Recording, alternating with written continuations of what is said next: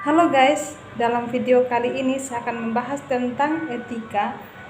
Dan yang kedua, kasus mengenai seorang anak yang berumur 12 tahun yang menolak alat bantu medis karena keyakinan dan imannya. Sebelum saya melanjutkan video ini, saya akan berdoa terlebih dahulu secara agama Katolik. Dalam nama Bapa dan Putra dan Roh Kudus, amin. Syukur bagimu Tuhan atas anugerah kehidupan yang boleh kami alami hingga saat ini. Kami bersyukur atas kesehatan dan semuanya saja yang Engkau anugerahkan bagi kami. Semoga kami senantiasa bersyukur serta memuji Engkau dalam hidup kami, sebab hanya Engkaulah yang pantas kami puji kini dan sepanjang masa. Amin. Dalam nama Bapa dan Putra dan Roh Kudus. Amin. Arti etika. Etika adalah yang menyangkut keseluruhan hidup manusia yang berkaitan dengan nilai moral hidup serta kebiasaan-kebiasaan yang terjadi secara sadar maupun tidak sadar dalam seluruh lingkup hidup manusia. Biasanya orang disebut etika dapat dilihat dari kehidupannya sehari-hari, mulai dari penampilannya, cara bicaranya, gerak-geriknya, serta yang paling dominan bisa dilihat dari tutur katanya.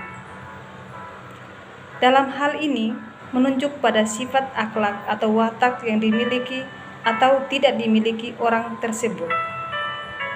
Kata etika dapat dipakai dalam arti nilai-nilai dan norma-norma moral yang menjadi pegangan bagi seseorang atau suatu kelompok dalam mengatur tingkah lakunya.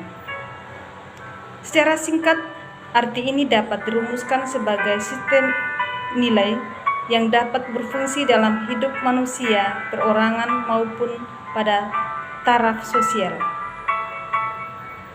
Kedua, etika juga berarti kumpulan asas atau nilai moral. Pengertian ini mengacu pada kode etik. Ketiga, etika mempunyai arti ilmu tentang baik atau buruk. Etika akan menjadi ilmu bila kemungkinan etis yang dianggap baik dan buruk yang serta-merta diterima dalam suatu masyarakat seringkali tanpa disadari menjadi bahan refleksi bagi suatu penelitian sistematis dan metodis. Istilah yang cukup dekat dengan etika adalah moral. Contohnya, orang kudus dan pahlawan. Perbuatan manusia dapat dikategorikan ke dalam dua bagian, yaitu perbuatan yang merupakan kewajiban yang harus dilakukan begitu saja, perbuatan yang dilarang secara moral dan tidak dapat dilakukan, serta perbuatan yang dapat diizinkan dari sudut pandang moral, artinya bersifat netral. Perbuatan yang diwajibkan, misalnya harus mengatakan yang benar, harus menghormati hak pribadi, tidak boleh bohong, tidak boleh koruptor, dan tidak boleh membunuh. Orang menjadi buruk moral bila ia melakukan hal tersebut di atas. Dia suka mencuri, dia suka berbohong, dia suka koruptor, apalagi dia suka membunuh. Dalam pembicaraan ini, kata kudus hanya dapat menilai seseorang dalam segi moral. Jika moralnya baik, maka orang tersebut dinyatakan memiliki etika atau mempunyai nilai etis. Bagaimana kita menjalankan hidup moral atau etika?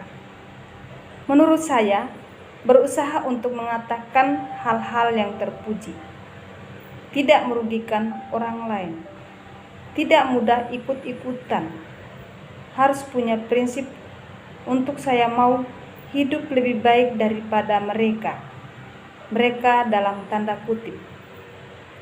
berusaha mendahulukan hal-hal luhur demi keadilan dan demi kebersamaan. Hidup apa adanya, tidak perlu aneh-aneh. Kemudian tentang kasus LDK yang sakit keloid leukemia yang menolak alat bantu medis untuk kesembuhan dan kesehatan hidup karena alasan keyakinan dan beda iman.